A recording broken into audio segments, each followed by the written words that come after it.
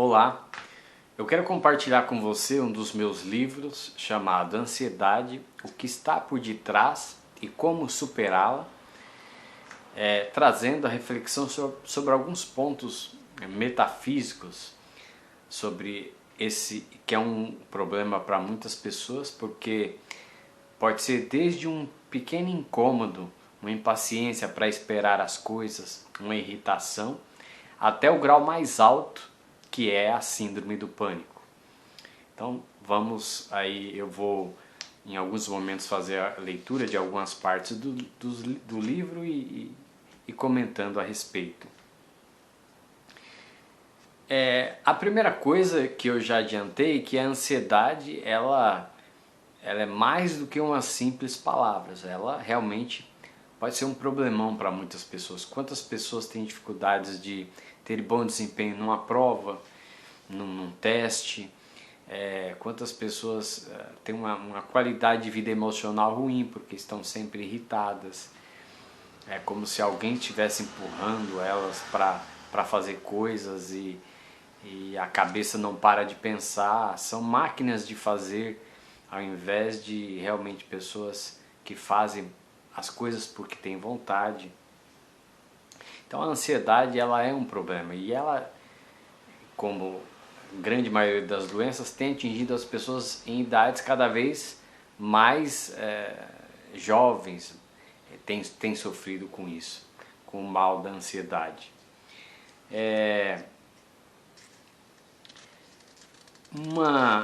Algumas coisas que a gente observa que não parece mais estar ligado com a ansiedade, por exemplo,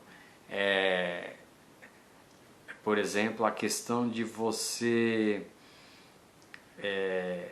ter dificuldade de ficar cara a cara com a pessoa. Você já reparou que muitas pessoas, quando vão conversar, elas colocam a mão na boca, elas temem por exemplo, ser expostas pela sua expressão facial, se estão discordando, se não estão gostando. E existem algumas coisas mais disfarçadas e que são ansiedade, mas existem casos mais graves. Por exemplo, dificuldade de falar em público. O que mais que eu coloquei? Receio de receber notícias negativas. Quantas são as pessoas que estão sempre com o alarme ligado porque parece que sempre alguém vai mandar uma mensagem ruim, dando uma notícia ruim? Porque obviamente em condições normais a nossa mente não poderia estar apreensiva ou imaginando que algo viesse a acontecer se estamos tocando no nosso dia a dia tranquilos. Mas já é um tipo de crença que gera um dispositivo mental que provoca a ansiedade. O que mais que eu relacionei aqui?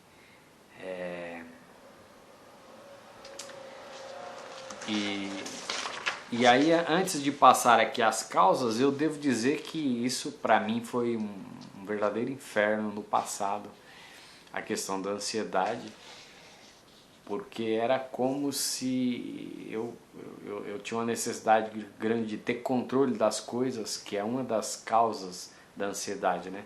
Há pessoas que têm, a maioria das pessoas alimenta a crença de que é possível ter controle sobre o que é exterior a elas. Então elas, em parte porque a gente é educado, estimulado a achar que pode ficar fazendo intervenção, interferindo nos rumos das coisas, quando na verdade nós só temos controle da nossa vida. Aliás, as pessoas invertem, elas acham que têm controle sobre o mundo, sobre as coisas e que podem fazer pelo mundo, pelas coisas, e elas ignoram totalmente que têm condições, que são as únicas que têm condições de mudar o curso da própria vida, de resolver os próprios problemas, de encontrar o próprio caminho, de mudar o rumo do destino pessoal. Observe que as pessoas invertem as crenças, elas acham realmente que têm esse poder externo e que são realmente frágeis quando que trata de lidar da própria vida. É uma inversão que a mente cria, realmente é digna da gente notar. Mas o caso é que uma das crenças da ansiedade, já estamos aqui nas causas, é acreditar que a gente pode ter controle sobre a realidade, sobre as coisas. Então, se você em algum momento da vida recebeu essa crença, se impressionou com ela e passou a ser um valor, o que acontece? Quem acredita que tem controle sobre as coisas vai estar o tempo todo com a cabeça como um alarme ligada para agir. Porque a ansiedade, existem dois tipos de ansiedade. A ansiedade como mecanismo instintivo, essa não tem tratamento, cura, nem deve ter, porque nós recebemos isso como um mecanismo de autoproteção. Você estava lá no meio do mato, na selva, poderia ser comido por bichos e poderia ter algum tipo de perigo, então você recebeu um tipo de mecanismo que, ao presenciar algo que você lê como perigo, seu cérebro joga adrenalina no sangue, e com isso você tem condições de correr mais rápido, de pular, de subir, de fazer o que for necessário para escapar do perigo. Essa ansiedade, ela é boa, ela é natural e ela simplesmente não faz mal, ao contrário, ela faz bem e ela garante a nossa sobrevivência. Então, quando eu chego no meu discurso, nos meus livros, e digo, olha, a ansiedade tem cura, as pessoas elas podem imaginar ou seja, que é possível superá-la, domá-la, o que você quiser imaginar, mas que é possível viver sem ansiedade, ou quando no máximo em graus que não te prejudiquem em nada, as pessoas falam, não, mas a ansiedade é normal. Não, a ansiedade natural, instintiva é normal e, pelo amor de Deus, eu quero tê-la. Quando eu vou atravessar a rua, eu quero estar em estado de alarme para me defender. Mas a ansiedade que eu estou falando é a patológica, é aquela que a gente aprende a ter, é aquela que é decorrente de coisas que a gente aprende sobre como viver a vida, no que acreditar, como ser, como se comportar, e é exatamente por causa dessas crenças que a gente se torna uma pessoa ansiosa. O que é um bom sinal no sentido de que, se você reformular tudo isso, obviamente você vai conseguir ter uma qualidade de vida de forma que isso pare de prejudicar você. Então a primeira coisa que as pessoas, elas já, é importante trazer isso, que gera ansiedade, é você acreditar que você tem controle. E aliás, que você está no mundo obrigado a interferir na realidade, a fazer pelo mundo, a agir, a cuidar do mundo, vamos dizer assim. É engraçado que você ouve os evangélicos usam muito o termo colocar nas mãos de Deus, mas isso é muito dito da boca para fora, porque se você realmente acreditar de verdade nisso, significa que você não vai ficar querendo agir em prol do mundo. Você vai deixar que realmente Deus cuide do mundo, que a vida se baste, e você vai fazer apenas aquilo que é da sua incumbência fazer, que está associado a cuidar da sua vida, e não a você ficar correndo riscos, estragando a saúde em prol de fazer coisas que a fantasia manda você fazer. Então a primeira crença que precisa ser reformulada para você vencer a ansiedade é que você não tem controle, não deve querer ter controle. E aí isso já me traz, eu abro um parênteses aqui para comentar no outro momento, que a grande crença metafísica que desenvolve manias nas pessoas, de lavar as mãos, de conferir várias vezes a mesma coisa, o famoso toque, é exatamente uma crença enraizada no inconsciente de controle. Ou seja, a mente, ela acredita tanto nisso que você fica escravo dela. E aqui eu abro um segundo parênteses para lembrar que a mente, ela é uma ferramenta, ela não é você e ela não pode dominar você. Toda ferramenta, ela é apenas o instrumento na nossa mão para a gente fazer as coisas. Se você tem claro que a sua mente cria obstáculos para você realizar, te coloca medo, limita a sua vida e veja que você está sendo você a ferramenta e ela o seu senhor. Isso também precisa ser mudado. Em outro momento, no outro vídeo, eu comento a respeito. Também tem a ver com reformulação de crenças. Agora, uma outra causa da ansiedade que está ligada à primeira é a crença que muita gente tem, a maioria tem, de que estamos no mundo obrigados a e com a missão de. O que é isso? As pessoas, elas acreditam que estão no mundo e que têm que fazer as coisas pelo mundo. E você ouve muito isso. Eu até deixei algumas coisas anotadas aqui. Olha, o que você está fazendo pelo mundo? Você tem que tornar o mundo um lugar melhor. O que você está fazendo pelas pessoas? Você tem que sair do mundo e deixar ele melhor do que quando você nasceu. Esse tipo de conversa é muito bonita e funciona para algumas pessoas. Por alguma razão elas não sofrem os efeitos dessa metafísica negativa, maldosa, eu diria. Mas se você está sofrendo com ansiedade, é uma das pessoas que precisa rever isso. Porque quando você diz que você está obrigado a, quando alguém acredita que está obrigado a, significa que ele acredita que ele veio ao mundo para ser escravo. Escravo de, né, para fazer, que não veio com liberdade de viver para si. E eu diria o seguinte, se eu estivesse extrapolando aí numa fantasia, se eu tivesse ali para escolher que eu fosse nascer e alguém dissesse, olha, você vai para a vida e você vai ser obrigado a fazer isso, isso, isso, você vai ter a missão de fazer isso, isso, e daí eu diria, então, muito obrigado, então eu não quero nascer. Se nascer envolve a condição de ser escravo, de viver em prol, de se sacrificar, de ter que se doar, ou seja, se eu não tenho condições de viver, de relaxar, de experimentar a vida, viver a minha aventura com liberdade, de fazer pelo outro porque eu quero fazer, se eu quero fazer, obviamente, no sistema capitalista cada um oferece o que tem melhor e essas trocas é que tem feito o mundo ser mais abundante, mais próspero, que tem pacificado mais a civilização em comparação com toda a história, que é cheia de guerras e de sangue. Quer dizer, se não é assim, não faz sentido, né, na minha opinião. Quando você ouve que você é obrigado a, você tem a missão, então você significa que você não tem o direito de ser livre para viver no seu ritmo, no seu tempo, buscar as suas coisas, que é a consequência desse tipo de crença. Agora, se você acredita que está no mundo obrigado a, com a missão de, enquanto você não reformular isso, se você não quiser reformular isso, não vai ter como você vencer a ansiedade. Esse é um outro ponto aí que eu queria destacar.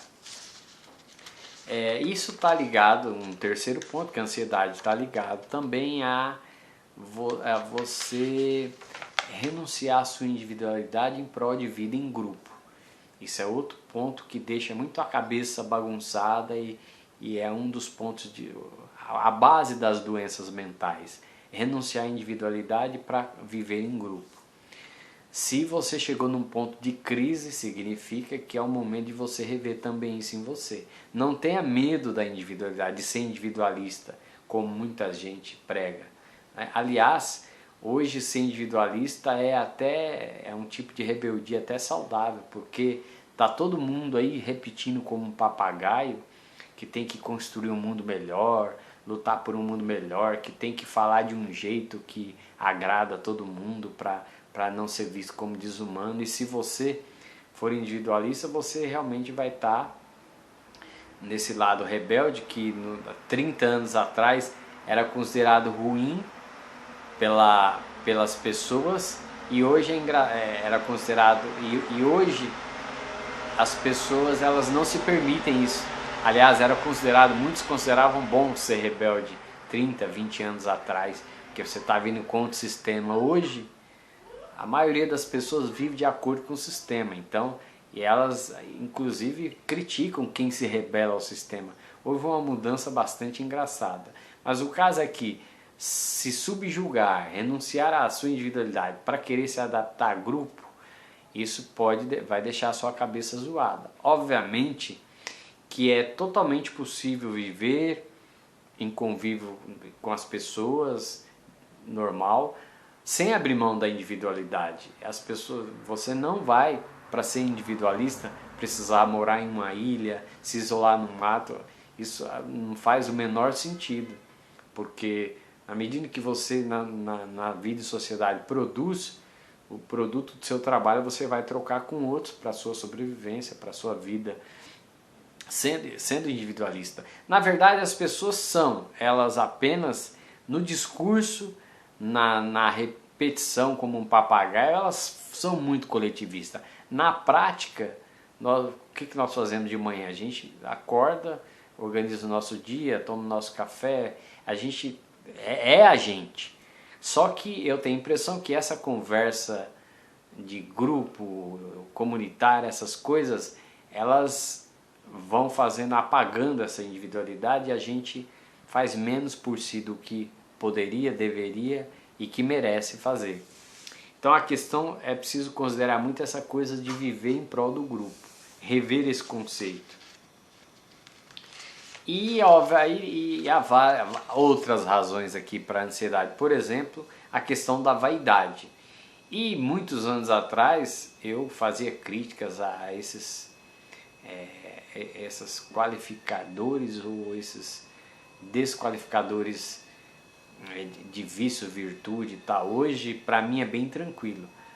Se você ficar imaginando que ser virtuoso é algo que é benéfico para você, para aumentar o seu cartão de crédito social, para ficar bem para as pessoas, se você alimenta essa visão de virtude, de certas qualidades, você nunca vai conseguir ser virtuoso, porque a sua premissa está errada.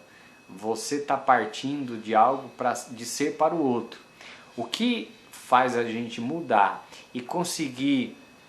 Eu não gosto da ideia de se tornar ser humano, não se trata de ser humano melhor, mas conseguir ter uma qualidade emocional melhor, da gente não viver com muita gente que não se suporta, se pudesse sairia de si. O que faz a gente melhorar na nossa qualidade emocional é perceber o que a gente, não é nem só o que a gente ganha com algumas virtudes a ser cultivadas e até vícios cultivados, que para muitas pessoas é errado e não são, e principalmente quando a gente começa a perceber o que a gente perde não sendo. Por exemplo, a questão da vaidade, para dar um exemplo, não ficar em tanta teoria. A vaidade é uma coisa ruim, muito bem.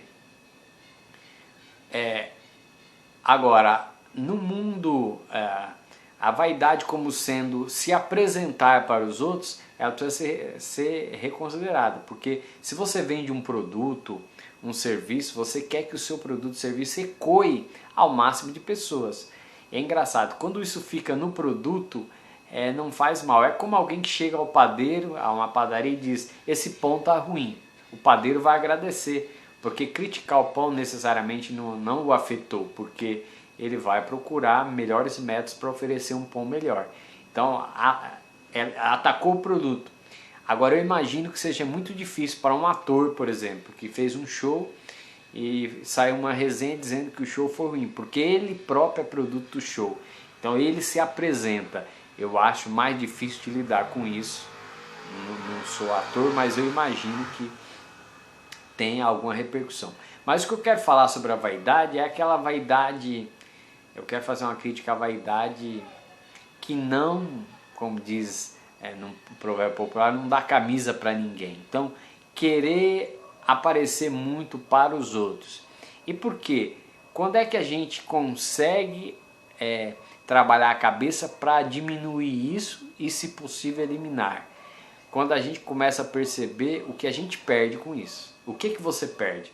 Você perde liberdade, porque você coloca a sua vida na mão dos outros. Você cria uma dependência emocional de ser avaliado pelos outros, coisa que é uma bobagem, cada um de nós nasceu para dar atenção para si. Você vai para um lado negro da força, você vai para um lado de envenenamento emocional, que é a dependência emocional, a dependência dos outros. Como eu disse no primeiro do Segredo das Mentes Fortes, que eu comentei num livro aqui no canal, o livro O Segredo das Mentes Fortes.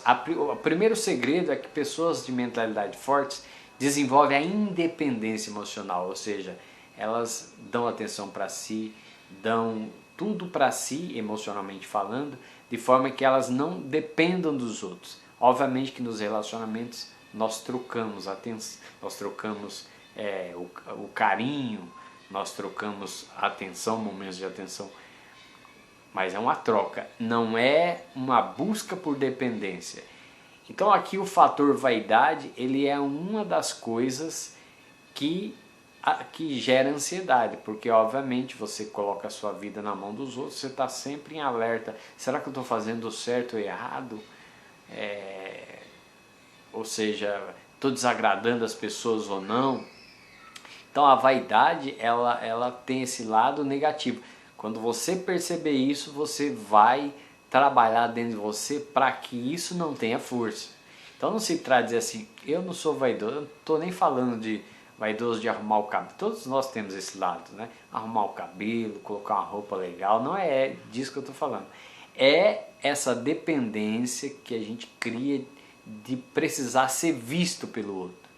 Quando você percebe o veneno que é isso, e o quanto você perde na vida, pessoal, emocional, financeira, quanto a sua vida se arruína, você se dispõe a trabalhar isso de forma a diminuir ou, quem sabe, eliminar isso, esse lado negativo da vaidade. Então, e não agora, se você disser assim, não, você quiser deixar de ser vaidoso para dizer para as pessoas, eu sou simples, não sou vaidoso, esse caminho já é um caminho que vai sabotar o processo, que não vai fazer a coisa ficar natural. Porque você também está fazendo isso para os outros. Então é importante perceber isso aí. E não se trata, e se você vencer a vaidade, você não vai ser um ser humano melhor por isso. Que é melhor para quem? Para os outros? É outra bobagem. Trata de você desenvolver em você mais qualidade de vida emocional. É para isso que importa reformular crenças, trabalhar a nossa cabeça, desenvolver essas coisas para a gente ter uma vida mais gostosa com a gente. É só por isso. Você não vai ser mais por isso. Importante notar assim. Agora uma outra coisa que eu coloquei, ansiedade é um nome chique para medo. E medo não é apenas o terror, né? O medo, ele é o quê? Ele é uma voz autoritária na cabeça comandando a gente. Faça isso, não faça aquilo, vai por ali. Então a ansiedade é importante você saber que é medo. Ansiedade é medo. E é importante você saber que medo não é apenas aquilo que é aparente. Mas quando é tudo aquilo, quando você segue a voz da cabeça, né? E o que dizer que 20, 30 anos atrás a gente ouviu tanto a voz da consciência? Quem não ouviu isso daí? Como se a nossa cabeça, devêssemos obedecer a nossa cabeça, ouvir a nossa cabeça. Uma das grandes bobagens que a gente aprendeu na vida é sobre a voz da consciência. Porque o que nós temos é discernimento. O discernimento mostra para nós como as coisas são. Não dá para imaginar, ele é algo que acontece aqui, é uma luz pessoal intransferível.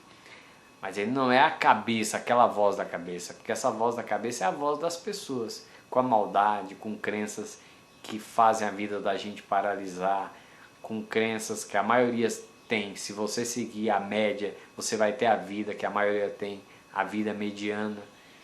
Mas tem que ver o seguinte, medo é essa voz na cabeça dizendo, e você quer ver como essa voz da consciência é uma grande bobagem que a gente aprendeu? Provavelmente existem em você coisas que você gostaria de realizar, nobres, simples, sadias e boas, e você não consegue, porque a voz da consciência diz não.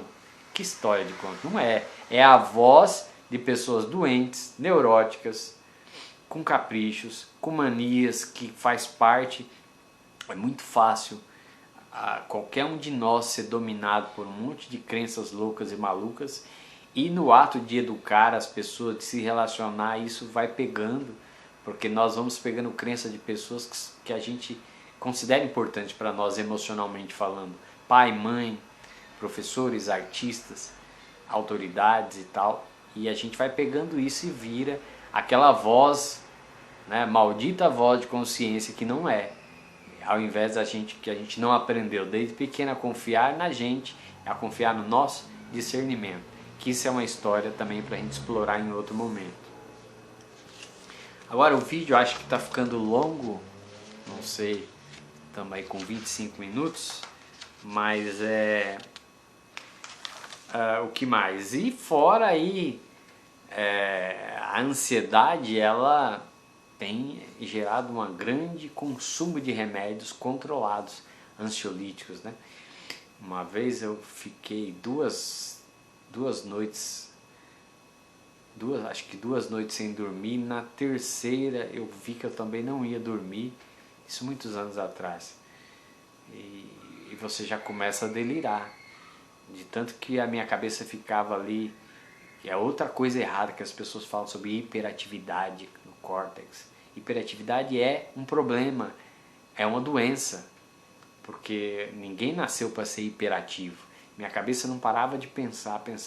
Eu tive que tomar na época um ansiolítico que eu tinha para conseguir dormir, para depois procurar recursos de tratamento para sair daquilo. Depois, isso anos atrás, eu acabei saindo de todo esse processo depois uma grande maratona que eu fiz de compreensão e tal, mas naquele momento foi terrível. A cabeça fica o tempo todo pensando. Tem gente que acha que isso é normal, não é. Você pode ficar aquela ansiedadezinha, às vezes um friozinho na barriga que o esportista tem no começo do jogo para ele ficar ligado.